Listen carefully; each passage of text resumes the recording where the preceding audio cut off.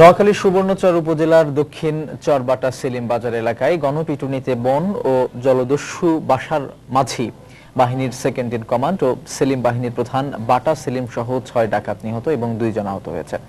Police ও স্থানীয়রা জানিয়েছে, শুক্রবার সকালে নিহত জলদস্যুরা সেলিম বাজার এলাকায় চাঁদাবাজি করতে আসলে গ্রামবাসী তাদের চারদিক থেকে ঘিরে ফেলে।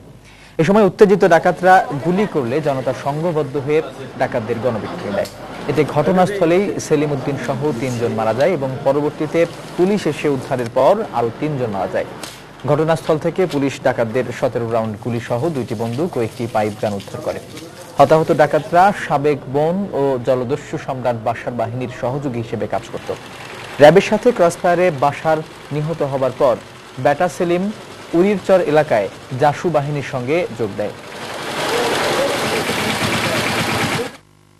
সেলিম বাহিনীর প্রধান সে তার সহযোগী সহ অস্ত্রশস্ত্র সহ ডাকাতির চেষ্টাকালে লোকজনের নিকট চাঁদাবাজির চেষ্টাকালে জনগণ তাদেরকে ঘেরাও করে খবর পেয়ে আমরা সেখানে উপস্থিত হই এবং ৪ জনকে আমরা ধৃত করি অস্ত্রশস্ত্র সহ এবং ৩ জনকে জনরুষে তাদের অত্যাচারে অতিষ্ঠতার কারণে জনগণ তাদেরকে পিটায় মেরে ফেলে।